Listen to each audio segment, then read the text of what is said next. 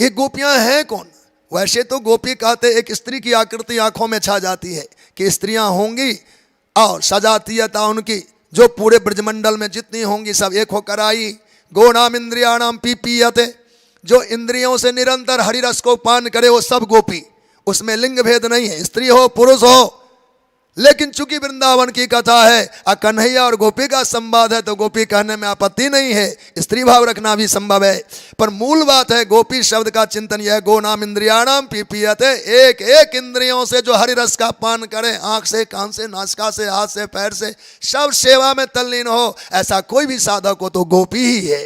तो यहाँ गोपी हमारी गोपिकाएं आई हैं और श्रुति रूपा गोपियां हैं। जानते वेद में 1,00,000 सूक्त है और सब भिन्न है, कर्मकांड भी है, उपासना भी है, ज्ञानखंड के भी है।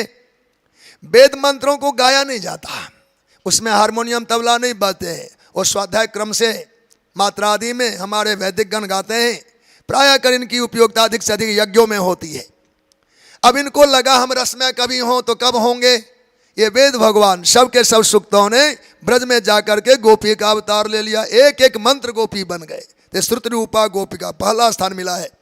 ऐसे ऋषि रूपा गोपिकाएं हैं, वन प्रांतों में हजारों साल तक गुफा कंदराओं में रहते हुए अस्थि सुखा करके जिन्होंने हरि की आराधना की, ऐसे संतों को लगा एक बार रस जी भर के भगवान का पीते, रसिक प्रभु का आलिंगन प्राप्त होता। यह अवतार ब्रज में जब होगा भगवान का तभी संभव था। सभी ऋषि महात्मा गुफा कंदरा छोड़ करके ब्रज में गोपी बनकर आ गए। ये महात्मा लोग हैं, साधारण स्त्री कोई नहीं, ये गोपियां वो ऋषि महात्मा हैं।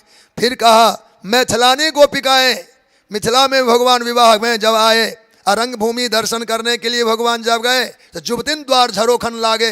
जुबतियां वहाँ मर्यादा है, कोई चौकट नहीं लांगती, पल्ला आदि का रखना वो मर्यादा कुछ विशेष ही है वहाँ। तो जुबतियों ने देखा हरि को पर बड़ी मर्यादा में, पर मनोभाव तो रख दिया, ही हर से बरसे सुमन सुमुख सुलोचन वृंद।